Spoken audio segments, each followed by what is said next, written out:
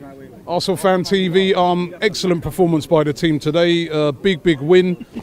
They really needed that, and I was really, fearful before the start of the game. I've always thought we'd win this game, but I was like, we don't want to get to half-time, and it's like 0-0. Fans are, moaning and groaning, but they didn't. They got off to a fast start today. Yeah, the game at Liverpool, the players spoke in that game. They weren't playing for Wenger. They downed tools. And it was interesting to come here today to see whether they would be playing for Wenger today. Well, Were they playing for him today, did you think, in that performance? Well, first of all, he got the team selection right. He got the wing-backs in the correct position, and he played our £52 million striker up front. So the problem we've got is, first of all, Bournemouth were perfect opposition for us today, Robbie. They are playing in a 3-5-1-1, trying to accommodate the foe and king in a formation that clearly leaves them vulnerable to balls that are played through on their wings. They've got wing-backs who push up and leave space, and we exploited that for Kolasinac, who was outstanding. Got the cross in for the first goal for the assist for Welbeck. And I think that we had perfect opposition today, but you've got to remember that next week we're going to Chelsea. Now, I thought he might change the formation up this week and go back to 4 at the back. He persists with that 3-4-3, and when you look at that, you still look at it being uncoached. Is it better, though, with Kolasinac in there? At least, like you said, it's a guy that he understands the left side. It just looked more balanced. Even with Welbeck there, it looked more balanced. They were working back. There's much more work rate in the team. The problem for me is the two holding midfielders, or the two central midfielders. Now, it's better structure and shape with Kolasinac on the left and Bellerin on the right. We're better going forward and they're better getting back. But what you've got to remember is, and you see it again today, when we're attacking, you've got our two central mids not feeding the game. Wenger gives them too much freedom. All the time Wenger allows Xhaka and Ramsey to be up the pitch. Graham Souness picked up on it perfectly the other week. And obviously if you do coaching, they talk about this red zone where your two centre mids have to defend from the 18 box up to the halfway line. They don't do that. Now, we're an on the ball team, Robbie. Now, when today was perfect, everybody could be on the ball, express themselves perfectly. That's what Wenger says.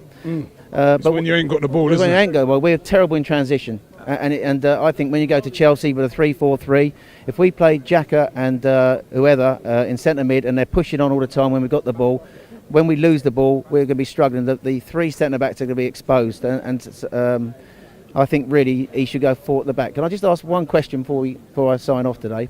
6 weeks ago, I stood here with you and I said, if Man City come in for Alexis with 60 million on the last day, would you buy or sell? Do you keep an unhappy player? And obviously you talked to DT about the reception he got today, which was mixed. There was a few boos there, and then of course we all... When I say mixed, I mean most people were behind him, but there were a few boos. Now, do you keep an unhappy player? Bearing in mind he's been negotiating with Man City from January onwards, more than likely. What happened? Well, he's here now, isn't he? He's going to have to get on with it, isn't he? Yeah, but what's happened at Arsenal has unravelled at Liverpool last week. It's clear to me that there's players like Alexis, Ozil, Ox, who went in the end, who the players must know in that dressing room have no inclination of staying with the club. They're not buying into the project. They no longer buy into what Wenger's trying to do at this club because they want to achieve things, right? And you've got the other players in there, like your Girouds, your Koscielnys, who are buying into it. Now, when they see these players who are not buying into it, getting in the team, being selected, that transcends itself onto the pitch. When we get into trouble on the pitch, there's no fight in the team. And I think last week was a defining moment in the history of Arsenal FC. I've supported Arsenal for 46 years, Robbie. I've never seen such a lack of spirit, lack of determination, poor performance as I saw last week. And I think Arsene Wenger has spent the last 2 months prioritising keeping these players at the club, at the expense of players who do want to be at the club and play for the club. And what you've got a divide, I think, in our camp, and that's why we've had such a bad start. That is one of the reasons, and the other reason is the way Wenger tactically sets us up.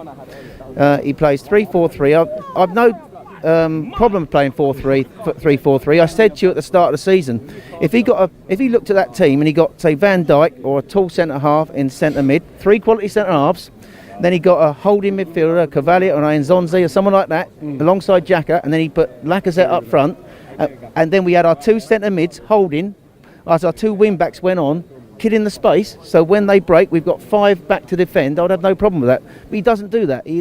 Players play with a lack of responsibility under Wenger, and that's what's killing us, why we'd never go to the next level. And that is key to me. Until it changes in the club, until the top of the club changes and Wenger goes, we will never, I think, compete for the reason we came to the Emirates. We left Highbury to come to the Emirates to go to that next level. Now we've got people there who just don't know how to take the plan forward. People off the pitch and on the pitch.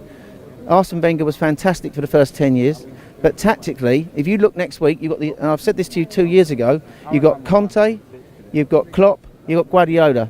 Tactically, what they demand of their teams off the ball in transition is beyond what Arsene Wenger ever demands of Arsenal players. And all the time, he's not demanding that of them.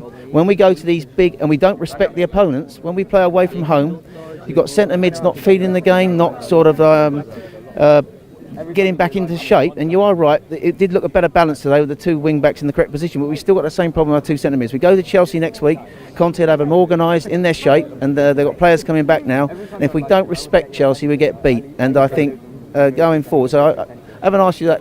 Just one quick question then.